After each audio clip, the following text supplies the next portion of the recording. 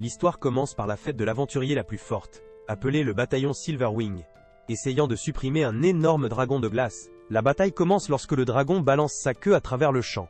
Mais les aventuriers l'esquivent et se battent en utilisant leurs sorts d'attaque les plus forts. Mais ils ne font aucun dommage à la bête massive. En réponse, le dragon se retourne avec une attaque de la respiration des glaces, et les oblige à lancer la magie de la défense, mais son attaque est trop forte pour le mage du groupe, et il traverse facilement sa barrière. Mais juste avant que l'attaque du dragon puisse la frapper, le cuisinier de la fête, Dennis, se précipite et le bloque avec son bras. Mais malgré cela, l'attaque du dragon blesse le bras du mage. Voyant cela, Dennis utilise sa magie pour fabriquer une potion de guérison et aide le mage blessé, et stimule son moral. En regardant tout cela, le vice-capitaine de la fête, Katie, hoche la tête avec un sourire. Mais le capitaine de la fête Vigo semble être jaloux de leur cuisinier pour une raison quelconque. Frustration, Vigo invoque un poignard magique et coupe à travers le œil du dragon qui rend le dragon qui devient fou, et il libère un tas de éclairs sombres pour attaquer les aventuriers. Katie et le capitaine essaient une fois de plus pour attaquer le monstre ensemble, mais leurs efforts échouent misérablement, et toute la fête est forcée de se retirer. Plus tard, le capitaine demande une réunion urgente pour passer en revue des questions importantes. Bien que le siège du vice-capitaine semble vide, Dennis rompt le silence en demandant pourquoi ils ont été appelés. Et c'est là que le capitaine s'exprime, le blâmant pour leur récent échec. Il dit qu'ils auraient pu gagner si Dennis N n'était pas intervenu, et avait effrayé le dragon avec sa compétence de voix terrible. Dennis proteste contre lui, indiquant clairement que Vigo était celui qui lui a ordonné de le faire, mais Vigo le refuse, et prétend qu'il ne prendrait jamais une décision recrue comme ça. Dennis se souvient que leur objectif était de collecter les rares gouttes du dragon, mais une fois qu'il était passé en mode rage, ce N était plus possible, avec elle, équipe coincée dans un endroit dangereux. C'est Vigo qui lui a dit d'utiliser la compétence d'intimidation appelée The Dread Voice. Ils auraient peut-être échoué à la quête, mais grâce à ce mouvement, tout le monde s'est fait vivre vivant. À Luke, époque, Dennis a respecté Vigo pour avoir fait un appel aussi audacieux. Mais maintenant on a l'impression que le capitaine utilise ce moment pour lui blâmer. Vigo va même jusqu'à l'accusation de Dennis D, être un espion d'une fête rivale, et lance finalement le pauvre cuisinier du groupe. Dennis regarde autour de lui, en espérant que quelqu'un parlera pour lui, mais toutes les équipes restent silencieuses, trop peur de dire quoi que ce soit devant le grand patron. En étant laissé sans choix, Dennis l'accompagne également. Vigo appelle ensuite le grand gars, un chef humble, qui le pousse sur le bord. Dennis décide enfin de se défendre, alimentant ses couteaux de boucher avec de la magie pour se préparer pour un combat. Le capitaine continue de lui lancer des insultes et dit que même si les deux sont de niveau 99, Dennis n'est toujours qu'un cuisinier qui n'a pas sa place dans leur fête. Au fur et à mesure que la tension augmente, elles déchaînent toutes les deux une aura dominante. Et juste au moment où il semble qu'une bataille soit sur le point de sortir à l'intérieur du HQ, Dragon Silver, Dennis l'appelle, il claque la table et dit que cette fête n'est plus son mal de tête, puis sort pour commencer un voyage de rêve en tant que chef. Alors qu'il marche dans les rues animées, Dennis regarde en arrière. Sachant qu'il est temps de dire au revoir à la capitale royale, à ce moment-là, une petite fille se heurte et lâche accidentellement son ballon. Dennis laisse rapidement tomber son sac et saute pour l'attraper, le lui remet, et lui conseille qu'elle ne devrait pas abandonner des choses qui sont importantes pour elle. Pendant ce temps, Vigo regarde tout de loin et clignote un sourire diabolique, alors qu'il décide tranquillement de mettre son vrai plan en mouvement. Tout comme Dennis sort de la ville, Katie vient courir après lui. Alors que Dennis continue de marcher, elle essaie de l'arrêter et demande qui s'occupera de l'alchimie et fera des médicaments et de la nourriture pour eux maintenant qu'il part. Dennis lui dit que quelqu'un d'autre avec les mêmes compétences prendra sa place bientôt, alors elle devrait trouver ses repas ailleurs. Katie le suit et essaie de le convaincre, disant que leur parti est devenu le plus fort au monde à cause de lui, et la plupart des membres ne savent même pas qu'il a soutenu de l'arrière pendant un stay. Tout ce temps, elle fait une dernière tentative désespérée de l'arrêter, et quand cela ne fonctionne pas, elle lui demande de cuisiner au moins un dernier dîner et peut-être quelques repas de plus. Dennis la regarde et lui demande si c'est vraiment tout ce qu'elle peut penser. Katie se rend compte que rien de ce qu'elle dit ne changera d'avis, alors elle lui demande ce qu'il prévoit, et Dennis partage son rêve d'ouvrir un restaurant, et la remercier de l'avoir laissé rejoindre Silverwing. Il se souvient à quel point Vigo était jaloux de la proximité de Dennis avec Katie, et il semblait toujours qu'il était intéressé par elle. Dennis dit désolé de ne pas pouvoir rester, et lui raconte au revoir alors qu'il laisse sa vie d'aventure derrière. Alors que l'histoire continue, Dennis arrive enfin dans une petite ville où il prévoit d'ouvrir son restaurant. Il commence à chercher des fournitures et se promène dans un magasin, où le propriétaire Polvo essaye de le tromper pour acheter un réfrigérateur trop cher appelé Icebox. Juste avant que Dennis ne fasse l'achat, il se souvient de quelque chose de son livre préféré, Comment ouvrir un restaurant pour les aventuriers à la retraite. Il l'ouvre rapidement pour confirmer qu'il est préférable de maintenir les coûts de démarrage bas, Ensuite, il se souvient qu'il peut utiliser Ice Magic et dit au commerçant qu'il n'aura pas besoin de la boîte à glace après tout. Après avoir quitté la boutique, Dennis soutient fièrement son livre parce qu'il prévoit de le suivre word pour mot. Il achète une propriété abandonnée à un prix très bas, traite les fournisseurs locaux avec le respect et achète ensuite des pots pour sa cuisine, juste au moment où il pense qu'il a tout prêt à commencer. Il remarque une page dans le livre qui suggère d'embaucher un serveur, au lieu de travailler seul. À ce moment, il voit une foule rassemblée autour d'un marchand d'esclaves. L'homme vend un esclave, une fille qui était autrefois la fille d'une famille noble, mais ses parents ont été vaincus et exilés. Le commerçant d'esclaves parle fortement d'elle afin de la vendre à un prix élevé, et les gens de la foule font toutes sortes de commentaires dérangeants à son sujet. Ce qui fait que Dennis se sent mal. Mais il se dit qu'il ne peut pas aider tout le monde. Cependant, lorsque la fille lève le visage et le regarde, Dennis voit soudain le reflet de son passé dans ses yeux. Les gens commencent à placer leurs offres d'environ 300 000 allant jusqu'à 800 000. Dennis va soudainement trop loin et fait la plus haute offre de 1 million, ce qui laisse toute la foule sans voix. Le commerçant d'esclaves devient excité et est sur le point de vendre la fille à Dennis, mais de nulle part, Polvo intervient et offre 5 millions. Incapable de tolérer l'homme effrayant, Dennis soulève immédiatement sa candidature à 2 millions. L'appel d'offres continue et traverse 4 millions, et à la fin, Dennis dépense tout son argent pour acheter la fille, ce qui ne lui laisse presque rien. Après cela, il l'emmène pour changer de vêtements, et elle a l'air très mignonne dans sa nouvelle tenue. La fille suit tranquillement Dennis, même s'il lui dit de rester proche, elle finit toujours par se perdre. Elle se fait pousser, se heurte encore et encore sur les gens, et se fait gronder. Peu importe où elle regarde, tout ce qu'elle voit ce sont des monstres debout dans un monde froid et inconnu. Elle se tient immobile, se serrant fermement sur sa robe, et à ce moment-là, Dennis la trouve et lui dit qu'elle l'a fait s'inquiéter en se perdant, la ramenant chez lui. Il s'excuse même d'avoir marché trop vite pour elle. La fille dit enfin quelques mots, et lui demande pourquoi il l'a achetée. Dennis répond que était parce qu'elle lui rappelait quelque chose de son passé. Il s'assure ensuite qu'elle se sent à l'aise et lui demande son nom. Au début, elle lui dit de simplement l'appeler esclave, mais quand il insiste doucement, elle lui dit enfin que son nom était lié. Dennis se présente poliment également, et quand elle demande ce qu'elle est censée faire, il lui dit qu'elle peut utiliser le 2e étage comme elle le veut, et qu'elle est libre de partir si jamais elle le souhaite. Alors que la fille le regarde avec incrédulité, son estomac grogne bruyamment. Alors Dennis sourit et lui dit d'attendre pendant qu'il cuisine quelque chose. Le chef travaille avec une grande compétence, ajoutant soigneusement un ingrédient après l'autre, préparant un plat étincelant en quelques secondes. La fille regarde tout ce qu'il fait, et au moment où elle prend une cuillerée de nourriture, ses yeux s'allument de joie, et elle termine rapidement l'assiette, tout en versant des larmes. Dennis comprend que la fille doit avoir traversé beaucoup de choses, alors il choisit de ne rien poser sur son passé jusqu'à ce qu'elle se sente prête à s'ouvrir à lui. Il sourit alors qu'il la regarde profiter du repas, mais alors qu'il lui demande à quel point il a le goût, Etlier finit par se bourrer trop et commence à étouffer sur la nourriture, faisant des bruits étranges qui laissent Dennis inquiet de ce qui se passera si quelqu'un entend. Le lendemain matin, Etlier a déjà nettoyé l'endroit entier, ce qui le fait briller.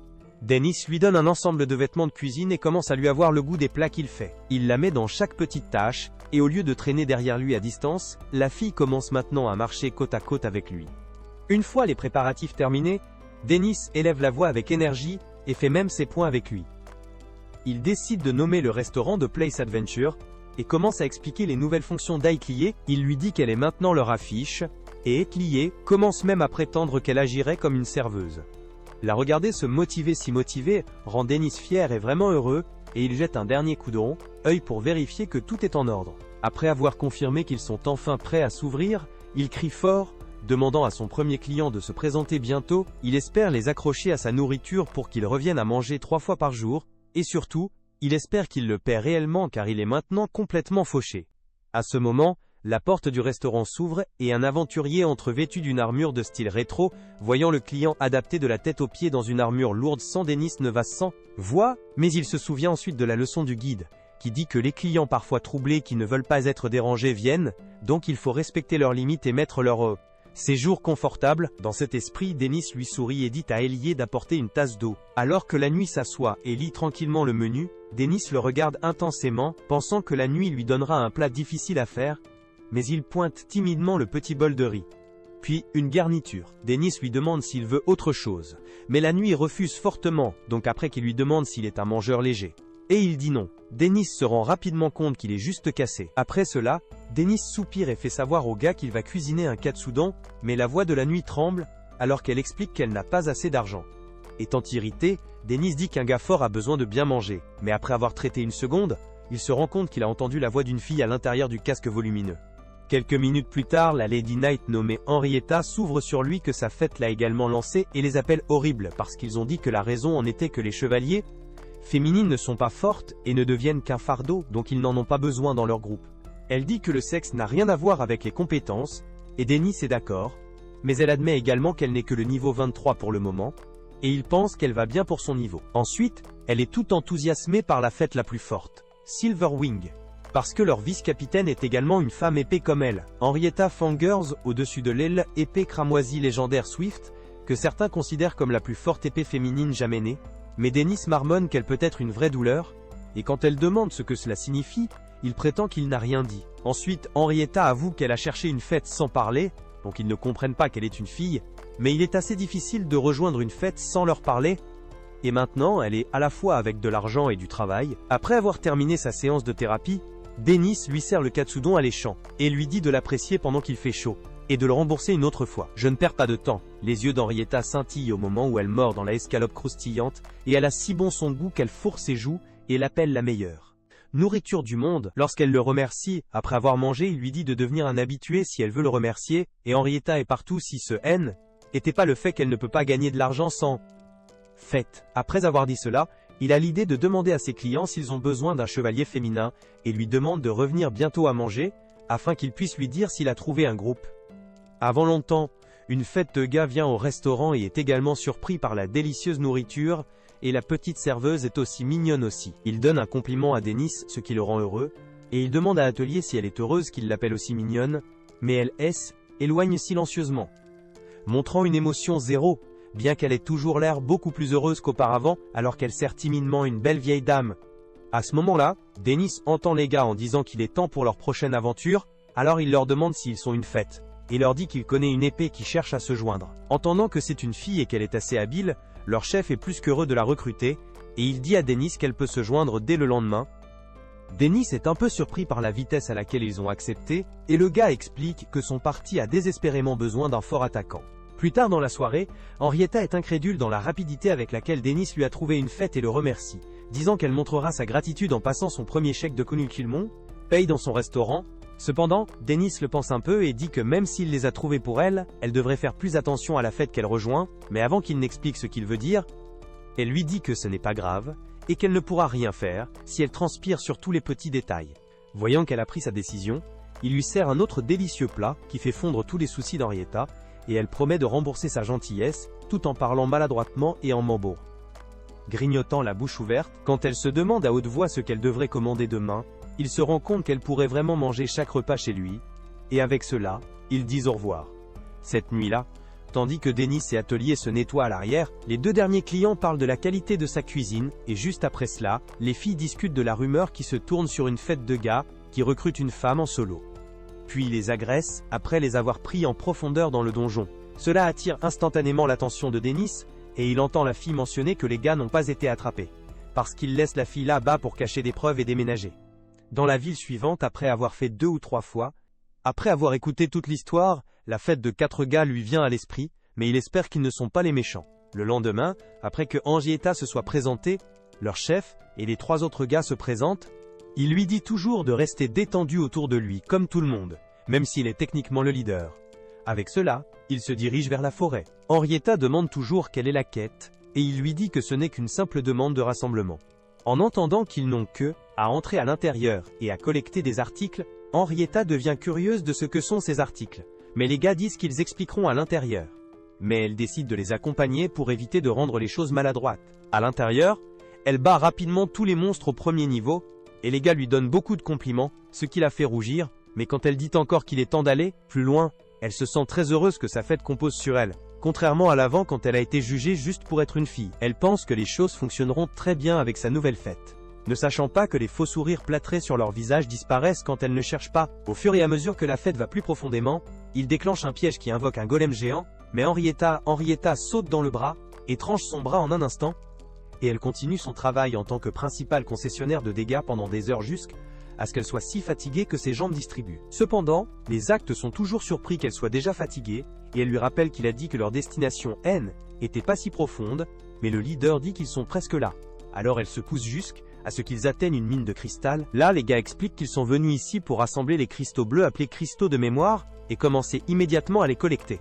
En apprenant qu'Henrietta pousse un soupir de soulagement et s'assoit épuisée.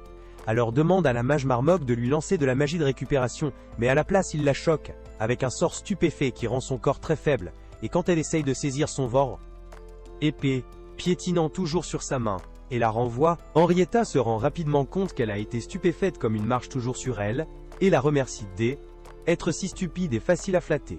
Le chef de Marmok la défend, et dit que c'est parce qu'elle est si stupide qu'ils vont faire de bons souvenirs avec elle. La regardant avec des yeux désagréables, dit toujours que Swordswoman est le meilleur type de proie parce qu'ils ont de beaux corps, et lui donne la bonne nouvelle qu'il la laissera partir après que son gang s'est amusé pendant 1 heure. Marmok lui souhaite de la chance de se sauver, car elle ne pourra pas revenir sous l'effet de son stupéfait. À ce moment, Henrietta regrette de ne pas écouter les conseils de Dennis et d'être plus prudente lorsqu'elle a remarqué le groupe agissant ombragé. Ensuite, il commence à enlever son armure lourde morceau par morceau, et le rendre toujours clairement que personne ne viendra pour elle. Peu importe combien elle crie, et qu'elle perd tout espoir, les gars remarquent un bruit étrange qui pourrait être une autre partie. Dès que vous ordonnez toujours à Handok de le vérifier, un rocher géant vient voler et se brise directement. Les gars regardent la confusion sur le monstre, avec 2 couteaux de boucher et un sac sur son visage. Alors que leur cœur frappe, ils se demandent s'il s'agit d'un monstre ou d'un fluage très costaud avec une grande cuisine, mais ordonne rapidement à la marmotte de lancer la recherche et de trouver une faiblesse dans sa panique. Son sort échoue, et il se rend compte que le niveau du boucher est trop élevé pour qu'il trouve une faiblesse. Donc, alors qu'il trouve toujours incroyable que ce soit possible, le boucher clignote derrière lui, et un coup de son couteau envoie l'homme voler dans le mur, et laisse les autres trembler. Ils essaient de s'y échapper, mais le boucher leur donne les coups qu'ils méritent, tandis que Henrietta se demande que le chef, étrangement qualifié la sauvant Est et Blacks. Plus tard dans la soirée, elle raconte à Dennis tout ce qui s'est passé, et qu'elle s'est réveillée dans la salle d'attente de la guilde, et dit qu'elle ne pouvait pas dire grâce à son héros bœuf, avec des coupes. Dennis comprend à quel point était difficile, et elle révèle également que bizarrement ses assaillants étaient retrouvés soigneusement attachés à l'extérieur de l'entrée du donjon, et après que la guilde y ait creusé, il a été constaté que tous avaient une prime sur la tête. Elle admet que tout cela ressemblait à un rêve, et elle a appris sa leçon pour choisir ses coéquipiers soigneusement comme il lui a dit, mais Dennis se sent aussi bien pour ne pas les avoir examinés à l'avance. Comme Henrietta prétend que tout ce qu'il a fait était de l'aider à trouver une fête, son ventre grogne très fort, donc même si elle panique qu'elle est toujours fauchée, Dennis lui demande de commander ce qu'elle veut sans se retenir. En entendant cela, elle ordonne timidement à l'ensemble Supreme Hodgin Steak, qui panique Dennis car c'est elle, élément le plus cher du menu. Elle recule donc instantanément et s'installe pour l'article le moins cher. Cependant, Dennis dit qu'elle ne peut pas reprendre sa commande et dire à Atelier de prendre le reste de la journée et de la rejoindre pour le dîner. À ce moment, les habitués s'arrêtent également et commandent le gratin de Palama. Après quelques instants de cuisine avec précision, Dennis sert l'ensemble de steak Hodgin suprême, qui fait sourire Henrietta et Atelier dans un pur bonheur. À ce moment-là, les filles lui demandent pourquoi il a été fermé ces 2 derniers jours.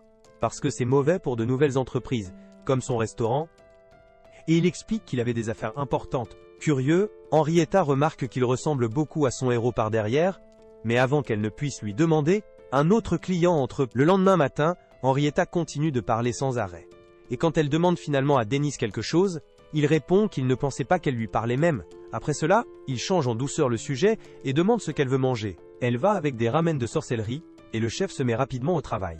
Tout en préparant le repas, il admet qu'il écoutait tout le temps, puis ramène la conversation à sa question, lui demandant pourquoi elle voulait cacher son sexe. Quand Henrietta n'a pas de réponse, Dennis lui dit d'aller avec tout ce qui se sent bien, et présente le bol fumant des ramen de sorcellerie qu'elle a commandé. Henrietta prend tranquillement son conseil à cœur, et se lève de son siège. Elle demande à emprunter l'arrière-salle un instant, et enlève rapidement toute son armure à l'intérieur. À son retour, elle porte une tenue complètement différente. En revenant, elle réfléchit à la façon dont les gens oublient souvent qui ils sont, mais au lieu de tomber dans cela, elle comprend maintenant que, être elle-même se sent beaucoup mieux. Même Atelier hoche la tête avec approbation lors de sa nouvelle tenue, ce qui fait rougir Henrietta avec excitation. Henrietta commence alors à manger et profite de chaque bouchée de la nourriture. Dennis la regarde avec un sourire, heureuse de la voir excitée, mais il soulève soudainement une question et lui demande si elle cherche à rejoindre une fête. Il lui rappelle qu'une fois qu'elle a terminé son repas, elle doit trouver un emploi et commencer à rembourser son onglet.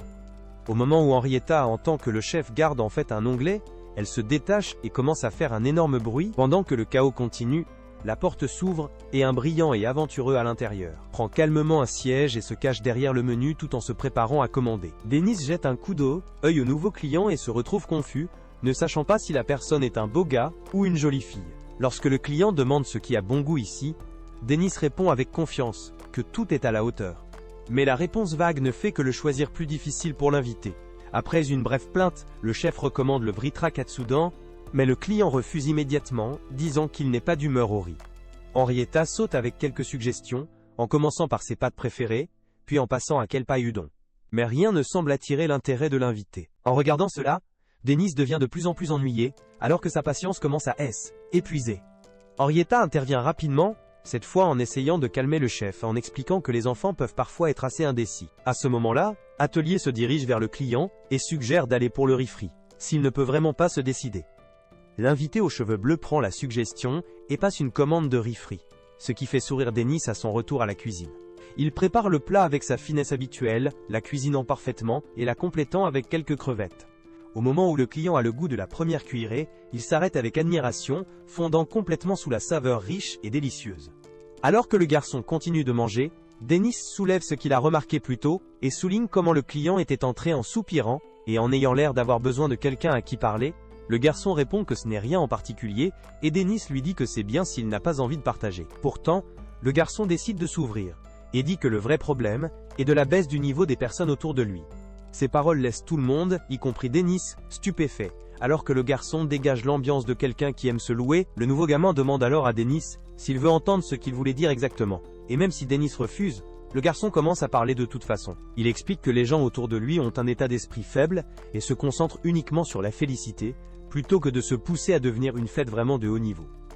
Dennis regarde Henrietta et lui dit de faire honte, tandis que Henrietta fronce les sourcils et se plaint que le chef devient parfois trop grossier. Avant de pouvoir continuer, le nouveau garçon claque ses mains sur la table et se lève, voulant clairement que tout le monde l'entende alors qu'il crie qu'il ne supporte pas ces aventuriers non. Motivé et trouve ce genre d'attitude impardonnable, il recommence à bluffer et dit que lorsqu'il a parlé comme ça à sa fête, ils l'ont expulsé.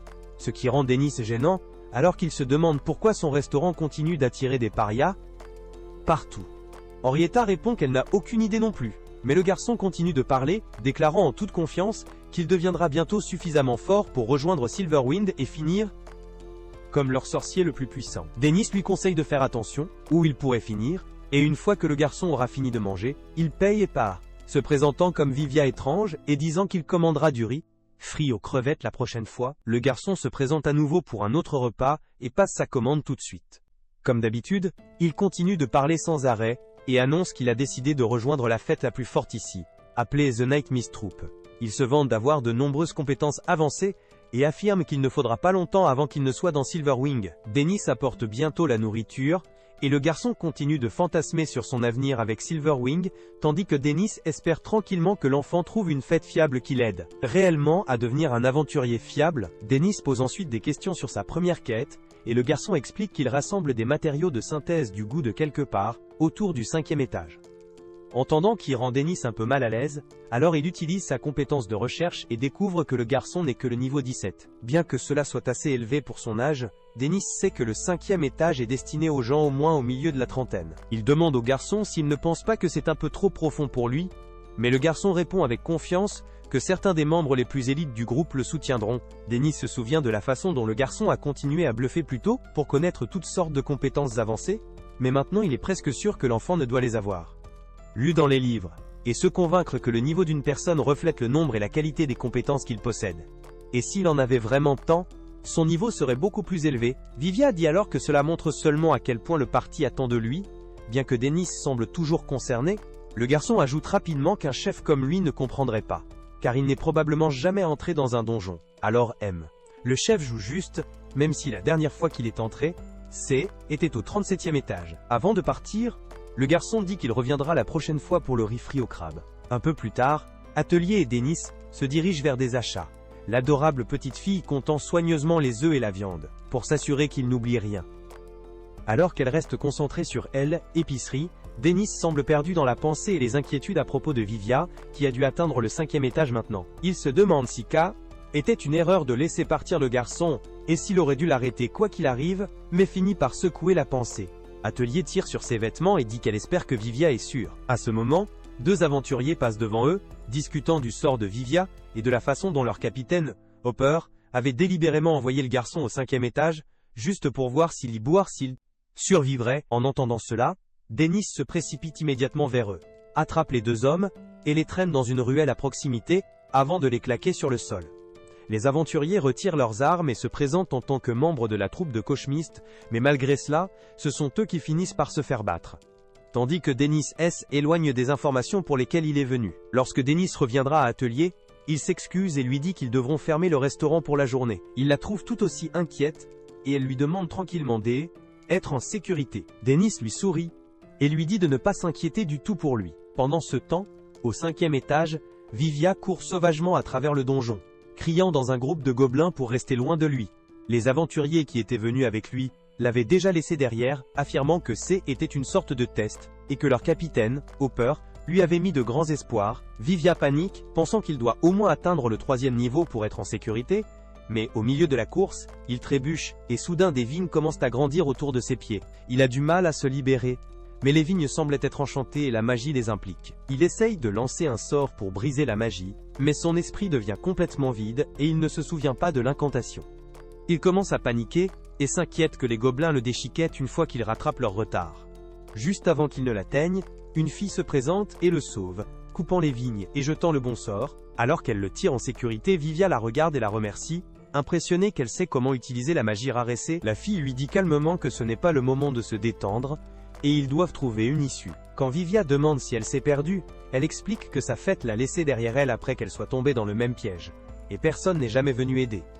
Puis elle lui dit qu'ils devraient se réveiller ensemble, au cas où quelqu'un viendra le sauver, mais Vivia admet tranquillement que personne ne vient non plus. Alors qu'ils s'assoient et parlent, les deux réalisent lentement à quel point ils sont vraiment similaires. À ce moment, les gobelins s'approchent, et Vivia essaie immédiatement d'agir comme un héros, partageant son plan pour servir de leurre, afin que Cynthia puisse avoir le temps de échapper. Bien qu'elle proteste, et le demande d'attendre de l'aide, il insiste sur le fait qu'il lui doit sa vie, et s'enfuit, avant qu'elle ne puisse l'arrêter. Alors qu'il fait face aux gobelins, il crie qu'il veut qu'elle soit elle qui vise, puis se jette devant les monstres. Il se force à rester calme, espérant que Cynthia s'enfuira en toute sécurité et jette un sort défensif appelé Palme pour retenir les gobelins. Le sort fonctionne un instant, mais les créatures finissent par traverser et se charger vers lui. À ce moment-là, Dennis apparaît portant un masque budgétaire, et utilise l'une de ses compétences pour piéger les gobelins dans un pot de cuisine. Vivia crie sous le choc, le pointant vers lui et l'appelant un monstre, tout en lançant à plusieurs reprises son sort de paume par pure panique. Dennis le gronde, et il frappe finalement Vivia que l'homme masqué est Dennis. Dennis arrache le masque et demande à quel point l'intérêt de le porter était même avant de claquer Vivia sur la tête pour retirer un coup de suicide juste devant les gobelins. Alors que Dennis commence à le traîner, Vivia mentionne tranquillement qu'il y a quelqu'un d'autre avec lui. Il craint que Cynthia se soit déjà enfuie, mais Dennis dit qu'il n'a vu personne sur son chemin ici. Le garçon pointe vers un creux voisin, disant qu'elle pourrait toujours être là, mais quand il regarde à l'intérieur, tout ce qu'il trouve sont des restes squelettiques de quelqu'un qui était probablement mort il y a longtemps. Plus tard à la guilde, ils apprennent que la fille était Cynthia Dredd, une aventurière qui s'est séparée de sa fête il y a 13 ans au 5e étage, et personne ne l'avait entendue depuis. Les deux d'entre eux rassemblent ses restes et l'enterrent dans une tombe. Dennis dit qu'il a entendu des mythes sur les aventuriers déchus, dont les esprits semblent parfois protéger les vivants, et Vivia se décompose en pleurant. Il la remercie de l'avoir sauvée, et promet qu'il continuera de visiter sa tombe et deviendra un jour le magicien numéro 1 qui protège les filles comme elle. Sur le chemin du retour au restaurant, Dennis frappe légèrement le garçon dans le dos, lui disant de remonter le moral pour que Cynthia puisse reposer en paix. Mais Vivia soupire, et dit qu'il devrait au moins être autorisé à se sentir un peu triste pendant un certain temps. Le lendemain à la nuit Mist Troops HQ, un homme appelle une fille nommée Bockel et la gronde, pour avoir pris trop de temps avec ses rapports. Elle continue de s'excuser pendant qu'il l'intimide sans pause, et elle essaye d'expliquer que les chiffres ne correspondent pas, mais il la frappe avec la pile papier et lui dit de continuer à travailler jusqu'à ce qu'elle le fasse. Après cela, elle reste debout toute la nuit, et détermine enfin l'erreur. Il s'avère que les chiffres incompatibles ont été causés par le travail bâclé de ses aînés. Tout en se rappelant qu'elle doit se lever tôt demain, son estomac grogne bruyamment. Elle devient triste de réaliser qu'elle n'avait ni déjeuné ni dîné, et maintenant tous les restaurants sont fermés. À ce moment-là, elle se souvient d'un nouvel endroit qui a ouvert récemment, mais au moment où elle l'atteint, elle voit Eiklie à l'extérieur se préparer à fermer et à perdre tout espoir. Cependant, Eiklie la remarque et l'amène à l'intérieur pour demander à Dennis de servir un dernier client avant de s'arrêter. L'entendant parler pour quelqu'un, Vivia est surpris. Henrietta dit que cela ne pouvait pas faire de mal, alors Dennis accueille la fille et lui demande de choisir un plat. Après être assis, Bockel commande le spécial quotidien. Pendant que Dennis le prépare, elle regarde tranquillement Henrietta et Vivia discuter au comptoir, les voir s'amuser ensemble, elle commence à envier la belle humeur. Parce que sa vie ne fait que travailler toute la journée, elle n'a pas d'amis, et elle ne reçoit jamais de temps réel. Elle pense donc à commencer sa vie sociale dans le restaurant. Quelques minutes plus tard, Dennis sert sa nourriture, et Bockel regarde en blanc car elle a l'air incroyable, il lui dit de manger avant qu'il ne fasse froid, alors elle le trempe dans de la sauce et prend sa première bouchée. Ses yeux scintillent, et elle dit qu'elle n'a jamais rien goûté de tel dans sa vie. En entendant cela, Henrietta sourit, et dit que tout ce que Dennis fait est délicieux. Elle commence à énumérer les meilleurs plats qu'elle ait essayés, et Vivia est surprise par le nombre qu'elle connaît. Donc, Henrietta dit fièrement qu'elle est la première clientèle du restaurant. Dennis fait la correction qu'elle est également la première moocher, qui est devenue trop à l'aise, juste parce qu'il la laisse payer plus tard. Il lui dit déjà d'obtenir un emploi, et elle reprend que Vivia n'en a pas non plus. Les regarder discuter fait rire Bockel de nulle part, et Dennis dit désolé pour la perturbation. Perry dit non. Mais à ce moment-là, tout le monde gèle. Alors que Bockel commence soudainement à pleurer, dans son esprit elle pense qu'il est incroyable qu'un endroit comme celui-ci, avec des gens gentils et une nourriture incroyable existe. Pourtant, tout ce qu'elle obtient, ce sont des insultes et de longues nuits, et chaque matin, elle se réveille en souhaitant qu'elle puisse simplement mettre fin à tout cela. À ce moment elle se souvient de son enfance, lorsqu'elle a étonné sa famille avec ses compétences magiques, alors ils ont sauvé des années pour qu'elle quitte le village, et devienne un sorcier dont il pourrait être fier. À elle, époque, le directeur de son école a été tellement impressionné, elle a même offert un emploi à Bockel, là-bas, mais Bockel voulait gagner de l'argent réel après l'aventure pour renvoyer chez lui, alors elle a rejoint la guilde la plus forte de la ville. De retour dans le présent, Henrietta remarque que Bockel part, et se demande si elle a raison. Vivia dit qu'elle travaille pour la troupe de Cochemist, la même guilde qu'il a envoyée dans la mission impossible. Il dit qu'il ne l'a vue qu'une seule fois, mais son traitement était très préoccupant. En entendant cela, Henrietta demande à Dennis s'il peut y faire quelque chose et Vivia est d'accord. Mais Dennis dit qu'il n'est qu'un cuisinier. Son travail consiste à nourrir les gens, et c'est un problème que la fille doit faire face. Le lendemain matin, Bockel surpasse son alarme à 3 ans et se recroqueville au lit. Elle n'a pas dormi toute la nuit, et maintenant elle peut à peine bouger. Alors qu'elle s'inquiète d'être en retard, elle dose à nouveau. 2 heures passent, alors elle se prépare rapidement. Elle se précipite en bas et s'excuse auprès de son équipe, car un homme la gronde, pour avoir été suffisamment impudique pour faire attendre ses seniors. Avec cela, ils partent pour le donjon. Là, l'homme est renversé par un monstre de loup, mais juste avant qu'il ne frappe son visage, Bockel jette la magie du vent et le fait exploser. Cependant, au lieu de la remercier, il la pousse et regarde menaçant. Plus tard dans la soirée, ses paroles résonnent dans son esprit parce qu'il a tordu l'histoire, disant qu'elle avait essayé de l'embarrasser et de voler le crédit pour le meurtre. Et lorsqu'elle a essayé d'expliquer, ils l'ont forcée à s'excuser, et l'ont appelée indigne de la fête. Pendant ce temps, Henrietta et Vivia marchent à proximité. En discutant de la nourriture et de l'emploi, Vivia remarque soudain que Bockel marche seul avec un regard étrange sur son visage, alors les deux la suivent tranquillement vers une tour où Vivier se rend compte qu'elle est sérieuse à propos du saut. À ce moment-là, Bockel pense que la vie ne vaut plus la peine d'être vécue, et une étape le mettra fin, juste après qu'elle ne saute. Henrietta sprinte en avant et parvient à l'attraper à mi-route. Vivia jette la paume en dessous pour adoucir l'atterrissage. Dans le même temps, Dennis est profondément dans la pensée quand Atelier passe sans vêtements. Elle demande avec désinvolture s'ils sont sortis de serviettes. Il lui dit qu'il n'est pas normal de se promener comme ça juste parce qu'ils sont sortis. Il se précipite à l'intérieur pour en trouver un. À ce moment, Henrietta entre avec Bockel sur le dos. Vivia est perturbée. Il demande pourquoi Atelier n'a pas de vêtements, et se demande s'il s'agit d'une tactique commerciale sans vergogne. Il lui crie pour s'habiller, mais elle insiste sur le fait qu'elle ne portera rien jusqu'à ce qu'elle se dessèche correctement. En entendant Henrietta l'appeler à nouveau, Dennis se tourne pour la gronder, mais il s'arrête quand il voit Bockel évanouir sur son épaule. Plus tard, Dennis dit que cela devait se produire parce qu'elle est le genre de personne honnête qui continue d'empiler le travail jusqu'à ce que son cœur donne, et Vivia plaisante rapidement qu'Henrietta n'aura pas ce problème de sitôt. Dennis trouve un peu dérangeant à quel point ils s'entendent bien. Alors qu'Atelier surveillait la fille, Vivia demande comment ils peuvent résoudre son problème. Dennis décide donc d'en parler avec la troupe de la brume nocturne. Quelques heures plus tard, le capitaine de Night Mist arrive et s'excuse auprès de Dennis pour les ennuis causés par Bockel, mais Dennis dit qu'il devrait également dire désolé d'avoir battu 2 de ses gars. L'homme se présente comme Hopper, capitaine de The Night Mist Party, et Dennis lui dit simplement qu'il dirige un restaurant. De là, Hopper se déplace rapidement vers les affaires, et Dennis apprend que l'homme est beaucoup plus fort que les aventuriers normaux au niveau 51, comme prévu de la partie supérieure de la ville. Lorsque Hopper évoque Bockel, Dennis explique qu'elle se repose au lit et ne fait clairement pas de forme pour travailler. Il demande bien s'ils la laisseront partir et la permettre de se reposer, mais Hopper refuse et dit qu'ils ont la garde à vue. Son laquais jette un contrat sur la table, et après que Dennis l'a lu, il se met en colère et l'appelle horrible parce qu'ils ont jeté trop de travail sur une seule personne. Hopper répond que c'est ainsi qu'il fonctionne, mais Dennis soutient que les aventuriers devraient être libres de quitter une fête. Hopper lui dit de s'occuper de ses propres affaires, ce qui tire tellement Dennis qu'il commence à leur crier dessus pour avoir sucé Bockel sec comme des maîtres esclaves. L'accusation annule tellement Hopper qu'il écrase une tasse à main nue, faisant terrifier Vivia et Henrietta. Après cela, le capitaine dit que son parti est le plus fort de la ville, donc ils sont la loi ici. Il exige que Dennis remette Bockel en ce moment et dit que c'est la dernière fois qu'il demandera bien. Pendant ce temps, à elle, étage, Bockel est recroquevillée dans son lit, souhaitant qu'elle n'ait jamais été sauvée. Soudain, Atelier parle, et lui dit qu'elle est libre de mourir si c'est son choix, et dit qu'elle a pensé à choisir la mort aussi, alors que tout ce qui était précieux a été pris, et qu'elle a été vendue comme esclave, elle a été consommée par l'obscurité, mais après cela, quelque chose de bien lui est arrivé et a changé sa vie. En fin de compte, Atelier dit à Bockel de manger d'abord de la nourriture délicieuse, et si elle ressent toujours la même chose après cela, alors peut-être que la mort est le seul chemin qui lui reste. Mais elle dit qu'elle serait plus heureuse si Bockel choisit de continuer à vivre. De retour en bas, Dennis demande si Hopper pense qu'il est une sorte de roi ou de gros problème. L'homme sourit et dit que la fête la plus forte d'une ville de donjons en est essentiellement le propriétaire, car personne d'autre ne peut les abattre.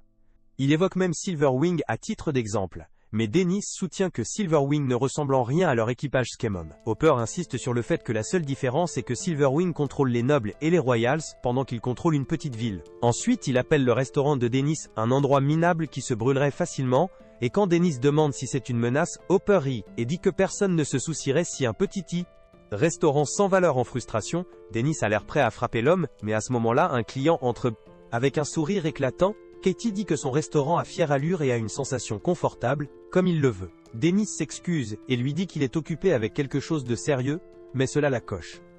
Elle dit qu'elle est venue tout ce chemin juste pour le voir, et lui demande s'il ne va même pas le dîner. A-t-elle dîné?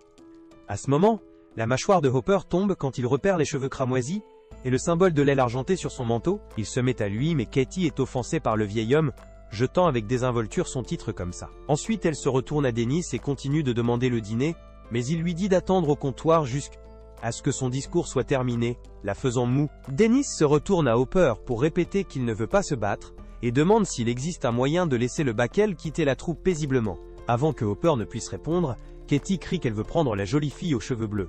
Mais Dennis lui corrige que dans sa confusion, Vivian demande si elle est la vice-capitaine de Conteo, Silverwing, et comment elle connaît Dennis. Katie est surprise de ne jamais leur dire, et avant que Dennis puisse l'arrêter, elle annonce avec désinvolture qu'il faisait partie de Silverwing et était son meilleur partenaire. En entendant cela, tout le monde dans la pièce est stupéfait, et Hopper commence à trembler en se rendant compte qu'il s'est presque fait des ennemis avec le mauvais gars. Lorsque son laquais demande quoi faire, Hopper dit rapidement de brûler le contrat, dit que Backel est libre de quitter la fête, puis se précipite hors de l'endroit, lui souhaitant une récupération rapide. Après leur départ, Katie dit qu'elle n'aimait pas un peu leur attitude, d'autant plus qu'ils ont gâché avec son Dennis, mais Dennis lui rappelle qu'il ne lui appartient pas. Katie suggère qu'elle pourrait faire expulser la poubelle du royaume, et bien que Dennis soit reconnaissante, il l'avertit également de ne pas se laisser emporter, juste parce qu'elle a du pouvoir. Cela l'agace un peu, mais son cœur aimable est aussi ce qu'elle aime. Tandis que Henrietta et Vivia regardent tranquillement, Dennis demande à Katie ce qu'elle veut manger. C'est à ce moment-là que Atelier se présente avec le Backel, et demande un spécial quotidien. Katie commande également la même chose et commence à creuser. Alors que le Backel est assis et la regarde silencieusement, Dennis lui dit de manger avant qu'il ne fasse froid, et après la première bouchée, elle le fait échouer rapidement si adorablement, que cela fait sourire tout le monde à la table. Le lendemain au siège de Silverwing, Katie entre et entend les autres parler de la façon dont le capitaine a été de mauvaise humeur ces derniers temps, depuis que la fête a du mal avec de nouvelles quêtes. À ce moment-là, elle tombe sur Vigo qui a clairement l'air ennuyé. Soudain, il dit aux deux membres à proximité de partir, et demande rapidement à Katie quelles affaires elle avait rencontré Dennis, qu'il a entendu d'un petit oiseau. Katie plaisante en disant que son petit birdie est assez rapide, puis dit qu'elle n'est pas allée manger la nourriture de Dennis après une longue période. Mais en réalité, après avoir apprécié le Daily Special, Katie a invité Dennis à retourner à Silverwing, parce que Ling, équipe s'effondre sans lui. Il a clairement indiqué qu'il n'avait pas l'intention de revenir. Même lorsqu'elle lui a dit que les choses avaient été difficiles pour Vigo et les autres sans son soutien, Dennis a expliqué qu'il aime sa nouvelle vie, et même si la plupart de ses habitués sont des cinglés, il aime la vie sans stress. Lorsque Katie a demandé si sa mendicité changerait quoi que ce soit, il lui a rappelé qu'il était un chef dès le début, pas un aventurier. Se sentir triste, Katie essaie de convaincre Viggo d'inviter Dennis, mais le capitaine est tout à fait refusé et lui dit de l'oublier. Elle soutient que tout allait si bien quand il faisait partie de l'équipe, alors pourquoi ne pas le demander? Mais Viggo termine la conversation en S, éloignant. Pendant ce temps, les choses deviennent plus occupées que jamais au restaurant, et Henrietta dit que cela a du sens, puisque Dennis cuisine de la bonne nourriture, et que tout le monde aime la bonne nourriture. À ce moment, Vivian a l'air surpris de voir Bockel là-bas, et Bockel la remercie d'être passé. Elle révèle qu'elle vit maintenant au restaurant, alors Henrietta lui dit de se détendre et de ne pas exagérer les choses. Mais Bockel dit que rester toujours anxieux, de plus, elle a une jolie senior qui l'aide. À ce moment-là, Dennis arrive avec leur nourriture, et les deux s'allument toujours quand ils voient ce qu'il a fait.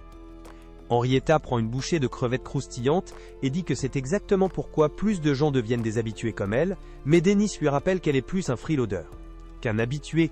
Entendant que Vivian et Bockel sont choqués, elle ne l'a toujours pas remboursé. Mais Henrietta insiste sur le fait qu'elle a essayé de trouver un emploi, et les choses sont tout simplement difficiles en ce moment. Dennis lui donne un regard froid, et elle s'excuse enfin d'avoir fait des excuses paresseuses. À ce moment-là, plus de clients entrent, et Viviane demande à Dennis s'il peut les gérer tous. Il explique qu'Atelier a beaucoup aidé, et Vivian remarque également qu'elle semble s'amuser ces derniers temps, alors peut-être que quelque chose de bien lui est arrivé. Juste après cela, un bol glisse de la main de Dennis. Et il demande à Viviane s'il peut visiter le jour de congé le lendemain parce qu'il veut parler de quelque chose. Henrietta propose rapidement d'aider également, mais Dennis lui tire tout de suite, ce qui la rend encore plus curieuse de ce dont ils vont parler. Plus tard dans la soirée, Henrietta se sent mal à l'aise en sachant qu'elle doit prendre une douche dans un bain public parce qu'elle est toujours fauchée. Quand elle se souvient que Dennis l'a appelée freeloader, elle commence à croire qu'il pourrait en fait la sortir du restaurant si elle continue de les permettre. Elle décide donc de faire quelque chose avant qu'il ne soit trop tard. Pendant ce temps, le lendemain de Viviane, Dennis le s'assoit enfin, et avoue qu'Atelier a un petit ami maintenant, et Viviane est choquée que c'est ce dont Dennis voulait parler. Dennis explique qu'il lui a donné une allocation ces derniers temps, mais maintenant elle continue de se promener. Il dit qu'il était inquiet de l'endroit où elle est allée jusqu'à ce qu'il la voie se promener avec un gars. Viviane pense qu'il est bon qu'elle se lie d'amis, mais Dennis claque la table et dit que c'est bien pire s'ils sont plus que des amis. Quand Viviane demande pourquoi il ne lui demande pas seulement directement, Dennis est agité et dit que cela semblerait effrayant. Frustration. Il dit que le gars aurait au moins dû lui apporter une boîte de cookies s'il est sérieux à son sujet, puis il la déclare à sortir avec tout faible en dessous du niveau 80. Soudain Atelier apparaît derrière lui et tire sa chemise, demandant de quoi il parle, ce qui fait que Dennis flige. Vivian le couvre rapidement en disant qu'il est venu pour apprendre à cuisiner, et Dennis lui donne un coup de pouce pour la sauvegarde rapide. À ce moment-là, Atelier dit qu'elle veut aussi apprendre la cuisine, ce qui rend Dennis heureux, et il lui dit de se laver les mains avant de commencer. Plus tard, il lui montre comment couper les oignons de la bonne façon change le goût, et quand elle dit que ses yeux se blessent, il panique, et lui dit rapidement une astuce pour y faire face. Mais quand Viviane dit que ses yeux ont fait mal aussi, Dennis lui souhaite juste bonne chance.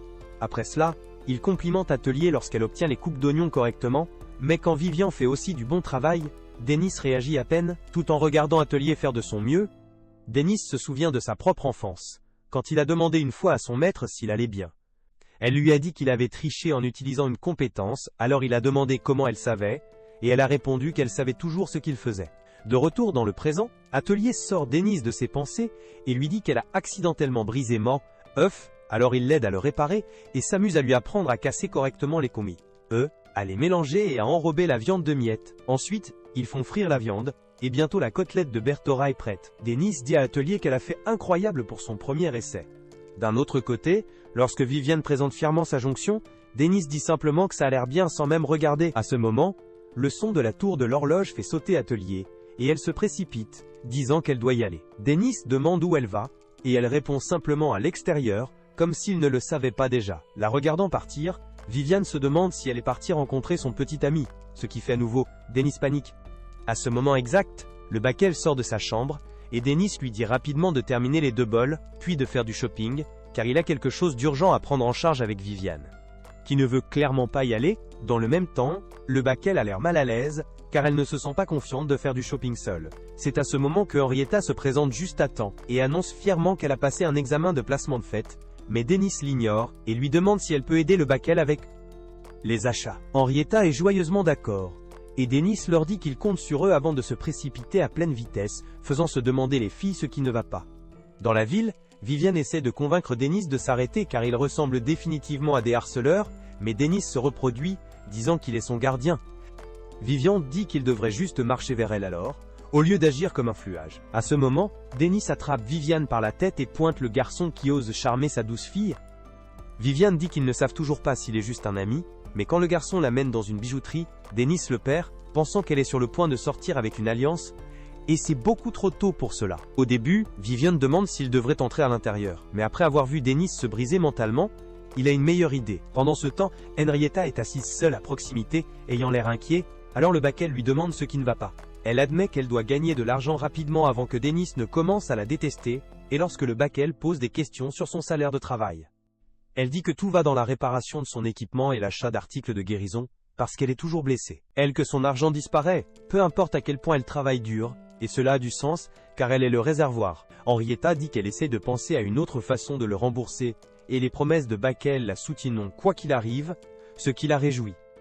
Uzi. À ce moment-là, ils entendent deux gars, parlant d'une rumeur selon laquelle le capitaine de la brume nocturne a été humilié par un propriétaire de restaurant qui était avec Silverwing. Il se demande si Night Mist essaiera de lui revenir.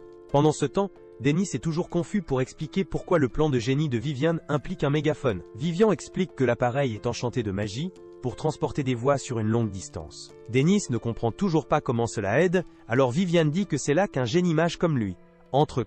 Après avoir lancé le sort, la voix de Atelier passe. Dennis est vraiment impressionné, mais Viviane admet qu'il n'est pas exactement fier de le faire. Ensuite, ils entendent Atelier dire que c'est cool, et elle le chérira pour toujours. Cela les étonnait tous les deux, mais quand elle dit qu'elle est heureuse de l'avoir rencontré, Dennis panique si fort qu'une vieille dame voisine se méfie. À ce moment, un voleur utilise la magie du vent pour arracher le sac de la dame et se précipiter. Dennis crie à l'aide, mais après avoir appris que le voleur n'a volé un sac, il se tourne vers Viviane et demande un coup de pouce magique. Pendant ce temps, le voleur blond rit à quel point C était facile, jusqu'à ce qu'il voit un homme effrayant sprinter avec un enfant sur les épaules, combler rapidement elle, écart. Le voleur est stupéfait que quelqu'un puisse le suivre même en utilisant la magie du vent. Ensuite, il se rend compte que Dennis n'en utilise même pas du tout, tandis que Viviane demande si tous les membres de Silverwing sont aussi rapides, et Dennis répond qu'il est le plus rapide, parce qu'il n'a jamais sauté le jour des jambes. À une impasse, le voleur utilise la magie du vent pour sauter sur le toit, tandis que Dennis le grimpe avec des muscles purs, et quand il demande à Viviane s'il a des sorts utiles, le garçon jette Palme pour le rebondir haut dans l'air comme un trampoline. Le voleur blonde regarde avec horreur alors que Dennis saute en l'air et se rattrape rapidement, mais il lance une attaque surprise contre Dennis juste avant qu'il ne l'attrape, et décolle. Se vantant qu'il ne se fera pas facilement prendre avec ce genre de magie. En entendant cela, Dennis dit à Viviane de descendre après avoir atterri, et Viviane aperçoit les filles en bas en descendant, alors que le voleur les passe devant eux. Il sourit, pensant qu'il a juste besoin de les secouer et de se faufiler maintenant, mais Henrietta vient d'en haut, avec un visage sérieux et soumet rapidement le voleur arrogant. Après cela, Dennis rattrape et la tapota sur la tête pour le bon travail. Plus tard au restaurant, il dit également aux filles qu'Atelier a un petit ami, mais Viviane clarifie qu'ils ne savent pas encore avec certitude. Ensuite, Henrietta lui demande en plaisantant s'il se sent seul ces jours-ci, et Bockel sort qu'elle craint de l'interdire. Dennis dit qu'il n'interdirait jamais quelqu'un qui apprécie sa cuisine comme elle, bien qu'il pourrait changer d'avis plus tard. Juste après cela, Atelier entre tranquillement et va derrière le comptoir avec un regard intense sur son visage, alors qu'elle surprend Dennis avec une boîte. Quand il regarde à l'intérieur, il trouve un bracelet que Atelier révèle qu'elle économisait toutes ses allocations. En entendant cela, Bockel rit qu'il avait la mauvaise idée, et Henrietta renverse les haricots, lorsque l'Atelier demande ce que cela signifie. Et cela lui gagne presque une interdiction permanente. Après cela, il l'essaye et le regarde où cela fait sourire Atelier. Pendant ce temps, le capitaine Vigo se rend dans un manoir pour rencontrer quelqu'un après une longue période. Le lendemain au restaurant, Dennis dit à Atelier de se nettoyer à l'extérieur. Mais à ce moment-là, un client entre et il leur dit que les heures de déjeuner sont terminées. Cependant, le client commence à pleurer avec joie au moment où il voit que Lady Atelier est saine et solide. Dennis n'a aucune idée de ce qui se passe, tandis que Henrietta suppose que le vieil homme est un amoureux étrange et modeste, et se prépare à le punir sur place. Mais le vieil homme explique qu'il est Stevens, le majordome de Lady Atelier Workstat. En entendant cela, Dennis et Henrietta deviennent tous deux curieux, tandis que les deux autres se retournent complètement. Voyant à quel point Dennis est clueless, Vivio se demande s'ils vivent sous un rocher, et Bockel explique que House Workstat est la famille mage la plus grande et la plus prestigieuse du royaume, laissant Dennis totalement stupéfait. Pendant ce temps, le butler en larmes déclare qu'il est enfin temps pour la jeune femme de se venger. Après être assis, Stevens marmonne qu'il est vraiment tragique qu'elle doit vivre dans un restaurant de backwater. Ce qui donne envie à Dennis de le jeter dans la rue. Mais Vivio lui dit au moins d'entendre le geezer sortir. Ensuite, Stevens révèle qu'il est en fait l'ancien chef butler, et la cour royale lui a ordonné de ramener la jeune femme à la maison. Son histoire confond Dennis, alors Stevens poursuit en disant que le frère du défunt père d'Atelier l'a expulsée de la famille sur l'affirmation selon laquelle elle était une enfant illégitime. Cependant, maintenant qu'ils ont trouvé la volonté de son père, qui déclare clairement qu'Atelier est le véritable héritier et héritera de tout son pouvoir et de sa fortune, la cour royale lui a donné la chance d'entendre son cas. Et c'est pourquoi Stevens la supplie à revenir, à arrêter la cruauté de son oncle Joseph, et à prendre sa place légitime en tant qu'héritier de House Workstadt, mais toute la pièce se calme, quand Atelier refuse instantanément d'y aller.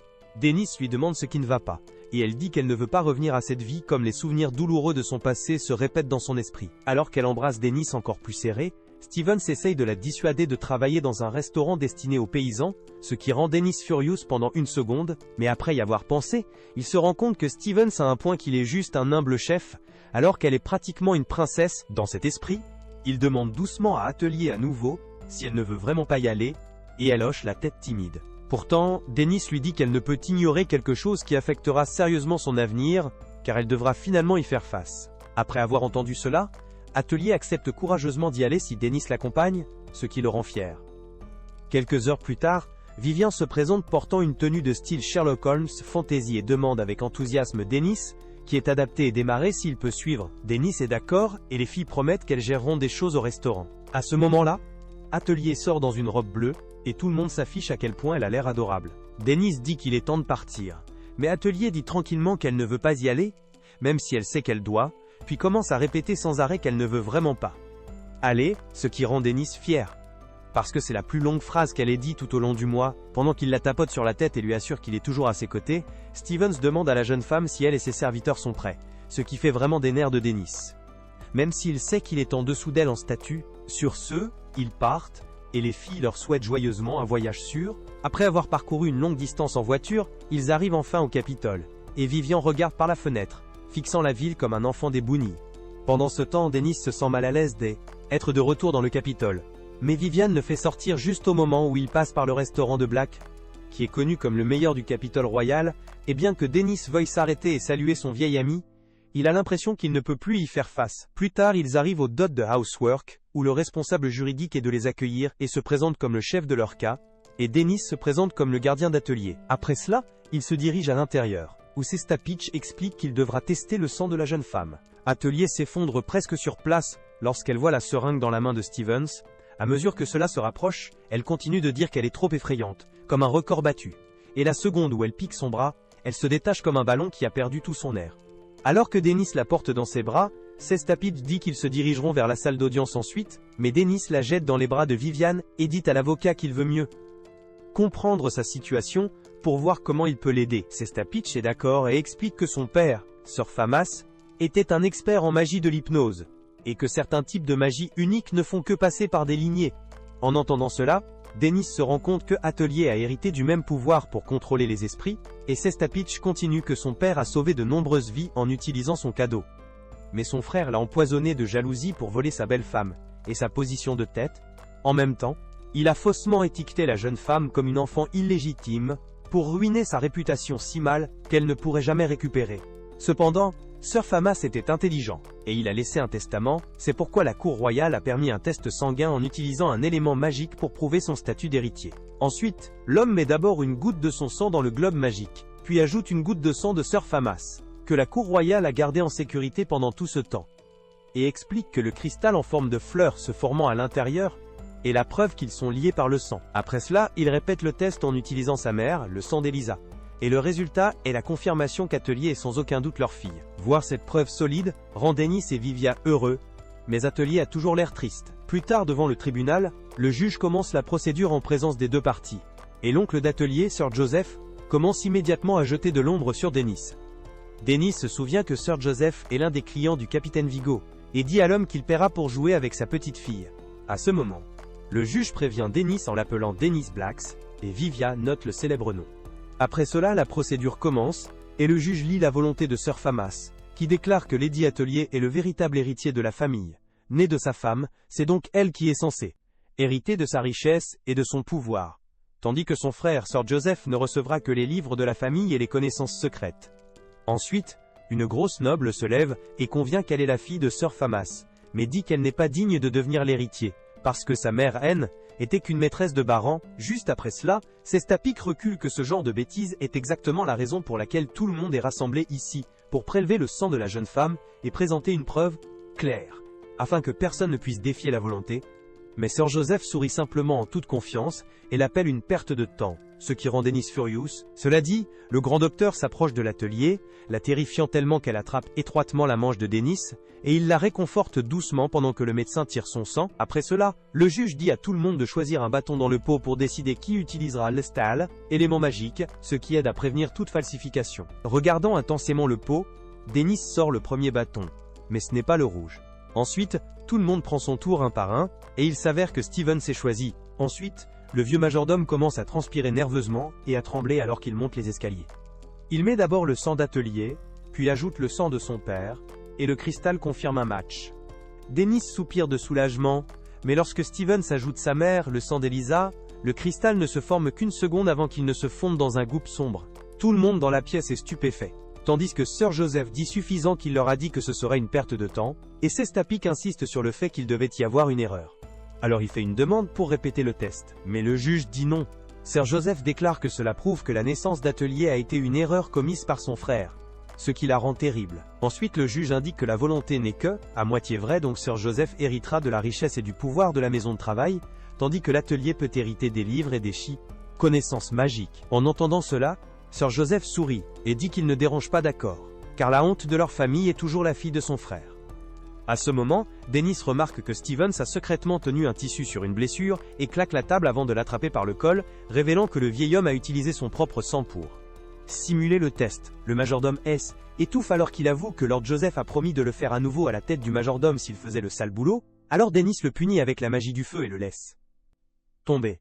Voyant cela, le juge lui dit d'arrêter de ne pas respecter la loi, mais Dennis crie que les vrais montrant un manque de respect sont les criminels sales qui ont truqué la loterie, ont simulé le test sanguin et ont eu le culot de torturer une fille innocente après tout ce qu'elle a déjà vécu. Alors que les gardes prennent d'assaut, Dennis est tiré et déclare qu'il transformera les imbéciles qui ont blessé Atelier en cendres. Cela fait même peur aux gardes, mais quand ils attaquent les ordres de Sir Joseph, Dennis propose de leur montrer à quoi ressemble l'enfer. Cependant, Vivia essaye de l'arrêter en demandant qui s'occupera de l'atelier s'il devient un ennemi de tout le royaume. En entendant cela, il se calme instantanément et regarde son visage effrayé.